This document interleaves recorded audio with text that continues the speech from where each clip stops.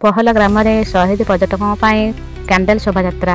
ଜାମ୍ମୁ କାଶ୍ମୀର ପହଲ ଗ୍ରାମରେ ହୋଇଥିବା ନିରୀହ ପର୍ଯ୍ୟଟକଙ୍କ ଉପରେ ଆତଙ୍କୀ ଆକ୍ରମଣକୁ ନିନ୍ଦନୀୟ ଘଟଣା ଘଟିଅଛି। ଆଜି Maa Kshetrapal health foundation and charitable trust ଓ ଶିବ ସମ୍ପୂର୍ଣ୍ଣ ଫାଉଣ୍ଡେସନ ମିଳିତ ଅନୁକୂଲ୍ୟରେ ଏକ ମହମବତୀ ଶୋଭାଯାତ୍ରା ପାଳନ କରାଯାଉଥିଲା ବେଳେ ରଙ୍ଗବଜାରରୁ ଆରମ୍ଭ କରି ଅଲରାପୁର ସ୍ଥିତ ସାଇ ମନ୍ଦିର ପର୍ଯ୍ୟନ୍ତ ପଦଯାତ୍ରା କରିଥିଲେ।